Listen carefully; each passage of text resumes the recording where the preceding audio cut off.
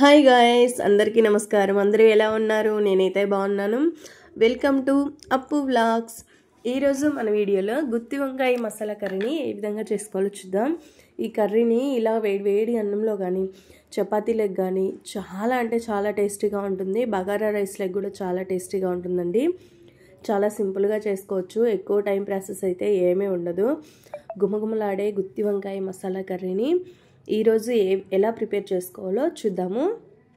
చూస్తున్నారు కదా, కలర్ఫుల్గా ఉంది కదా. మీకు తినాలనిపిస్తుందా? నేనైతే తినేస్తున్నానండి ఫాస్ట్గా. మీకు తినాలనిపిస్తే ఇంకా ఆలస్యం ఎందుకు, వీడియోలోకి అయితే వెళ్ళిపోదామా. చూసారా, వంకాయ అలా నోట్లో పెట్టుకొని లాగేస్తుంటే నోట్లో నీళ్ళు అనేవి ఊరుతున్నాయండి. ఈ కర్రీని చూస్తుంటే అంత కలర్ఫుల్గా ఆ స్ట్రక్చర్ అనేది అంత బాగా వచ్చింది. ఇంకా ఆలస్యం ఎందుకు, వీడియోలోకి వెళ్ళి నేను ఒక పావు కేజీ వరకు అయితే నల్లవి గుత్తి వంకాయలను అయితే తీసుకొని ఈ విధంగా కట్ చేసుకున్నాను. వీడియోలో చూస్తున్నారు కదా, 4 పీసుల్లాగా ఈ విధంగా ఘాట్లు అయితే పెట్టుకోవాలి. గుత్తి వంకాయ మసాలా కర్రీకి ఇలా కటింగ్ అయితే చేసుకోవాలండి. అదేవిధంగా అన్ని వంకాయల్ని ఈ విధంగా కట్ చేసుకోవాలి. కట్ చేసుకొని సాల్ట్ వేసుకున్న వాటర్లో వేసి పెట్టుకోవాలండి. సాల్ట్ వేసుకున్న వాటర్లో ఎందుకంటే చూస్తున్నారు కదా, వాటర్ కలరు బ్లాక్లోకి వచ్చింది, అందుకోసము. తర్వాత 2 ఉల్లిపాయలను అయితే సన్నగా తరిగి పెట్టుకోవాలి. కడాయి పెట్టుకొని ఇందులో పల్లీలనండి 3 టేబుల్ స్పూన్ల వరకు అయితే పల్లీలు వేసుకొని ఈ విధంగా వేయించి పక్కన పెట్టుకోవాలి. ఈ పల్లీలు అనేది మనము పేస్ట్ అయితే పట్టుకుంటాము గ్రేవీ కోసం. తర్వాత కడాయి పెట్టుకొని డీప్ ఫ్రైకి సరిపడా ఆయిల్ అయితే వేసుకొని మనం కట్ చేసి పెట్టి ఉప్పు వాటర్లో వేసి పెట్టుకున్నాం కదా, అది వాటర్ అంతా వడగట్టుకుని ఈ విధంగా ఆయిల్లో వేసి బాగా డీప్ ఫ్రై అయితే చేసుకోవాలండి. నేను ఎమ్మటే మూత అయితే పెట్టేశాను, ఎందుకంటే వాటర్లో నుంచి తీసిన వంకాయలు కదా, ఇంకా ఆయిల్ అనేది చిటపట అని కొంచెం పేలినట్టు అవుతుంది. అందుకు ఎమ్మటే మూత అయితే పెట్టేశాను. చూసారు కదా, వంకాయలు మనవి కలర్ అయితే ఎలా మారిపోయాయో.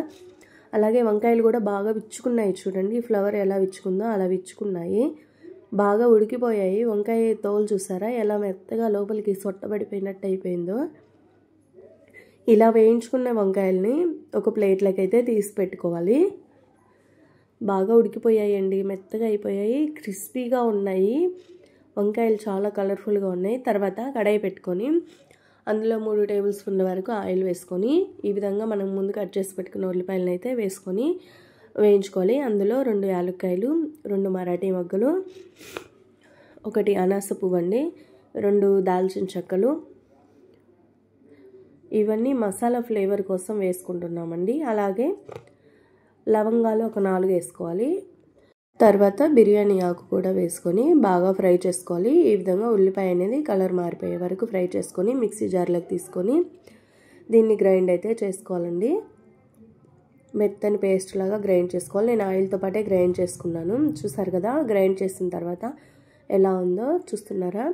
ఈ విధంగా అయితే మెత్తగా గ్రైండ్ చేసి పెట్టుకోవాలి. అదేవిధంగా మనం పల్లీలు వేయించి పెట్టుకున్నాం కదా, అది కూడా పేస్ట్ లాగా గ్రైండ్ చేసి పెట్టుకోవాలండి. ఈ విధంగా ఫైన్ పేస్ట్ చేసుకోవాలండి. తర్వాత కడాయి పెట్టుకొని మరో 3 స్పూన్ల వరకు ఆయిల్ అయితే వేసుకోవాలి. ఆయిల్ వేసుకొని సన్నగా తరిగి పెట్టుకున్న ఉల్లిపాయ సగం ముక్క సరిపోతుందండి. సన్నగా తరిగి పెట్టుకున్న సగం ముక్క ఉల్లిపాయల్ని ఈ విధంగా వేసుకొని వేయించుకోవాలి. ఇందులో నేను ఫ్లేవర్ కోసం బిర్యానీ ఆకు, అనాస పువ్వు, 2 దాల్చిన చెక్కలు, 4 లవంగాలు, 1 మరాఠీ మొగ్గ, 2 యాలక్కాయలు, జాపత్రి, కరివేపాకు ఇవన్నీ వేసి ఈ విధంగా వేయించుకుంటున్నాను.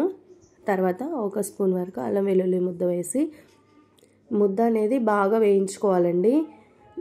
సిమ్లో పెట్టేసుకొని ఈ అల్లం వెల్లుల్లి ముద్ద అనేది పచ్చి వాసన పోయి మంచి గుమగుమలాడే స్మెల్ వచ్చే వరకు బాగా వేయించుకోవాలి. అదే హై ఫ్లేమ్లో పెట్టామంటే అమ్మటే మాడిపోతుంది కదా, అందుకు నేను లో ఫ్లేమ్లో పెట్టి వేస్తున్నాను. తర్వాత ఇందులోకి 1/2 స్పూన్ వరకు పసుపు, 2 స్పూన్ల వరకు కారం అయితే యాడ్ చేస్తున్నానండి. ఈ కర్రీకి కారం ఉండాలి, చాలా టేస్టీగా ఉంటుంది. తర్వాత 1 స్పూన్ ఫుల్గా సాల్ట్ అనేది వేసాను. సాల్ట్ అనేది మీ టేస్ట్ని బట్టి వేసుకోండి. ఈ కారం కూడా పచ్చివాసన పోయే వరకు ఈ విధంగా ఒక 1 మినిట్ అనేది ఫ్రై చేసుకుంటే సరిపోతుంది.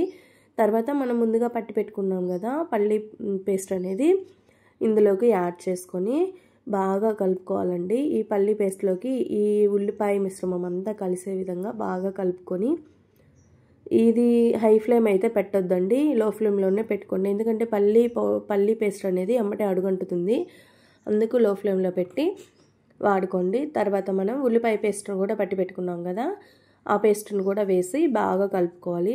ఇలా ఒక 10 నిమిషాలు మగ్గించుకున్న తర్వాత ముందుగా డీప్ ఫ్రై చేసి పెట్టుకున్న గుత్తి వంకాయలను కూడా వేసి మరొక 5 మినిట్స్ బాగా ఉడికించుకోవాలండి. ఎందుకంటే ఈ మసాలా గ్రేవీ అనేది ఈ వంకాయ ముక్కలకి బాగా పట్టాలి కదా, అందుకోసం ఒక 5 మినిట్స్ మీడియం ఫ్లేమ్లో పెట్టి మగ్గించుకుంటే సరిపోతుంది. చూసారు కదా మన కర్రీ అనేది ఎలా దగ్గరగిందో. ఈ టైంలో మనము ఒక 3 స్పూన్ల వరకు చింతపండు జ్యూస్ని అయితే వేసుకొని బాగా కలిపి పెట్టుకోవాలి. ఈ విధంగా బాగా కలిపి మరో 2 నిమిషాలు ఉడికించుకుంటే సరిపోతుందండి. చింతపండు జ్యూస్ అనేది 3 స్పూన్లు కరెక్ట్ మెజర్ అండి, బాగా సరిపోతుంది. తర్వాత ఒక 1/2 స్పూన్ వరకు ధనియాల పౌడర్ని వేసుకొని కలిపి దించేసుకుంటే గుమగుమలాడే గుత్తి వంకాయ మసాలా కర్రీ రెడీ అయిపోయింది. చూసారు కదా, చాలా సింపుల్ ప్రాసెస్గా చాలా ఈజీగా చేసుకోవచ్చు.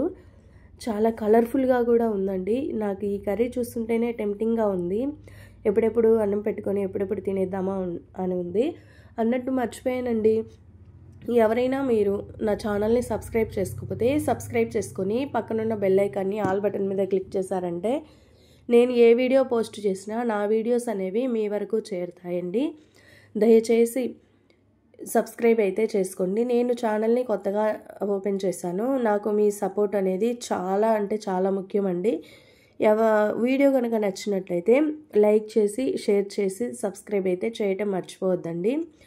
ఈ ప్రాసెస్లో గుత్తి వంకాయ మసాలా కర్రీని ఒకసారి మీరు కూడా ట్రై చేసేయండి. ఈ వంకాయ ముక్క అనేది నోట్లో పెట్టుకుంటే వెన్న ఎలా కరిగిపోతుందో అలా అయితే కరిగిపోతుందండి. చాలా టేస్టీగా ఉంది. గ్రేవీ కూడా సూపర్ స్ట్రక్చర్తో వచ్చింది మనకి. ఆహా ఏమి రుచి అనరామై మరచి రోజు తిన్నాగాని మోజే తీరదులే అన్నట్టుగా ఉందండి ఈ కర్రీ.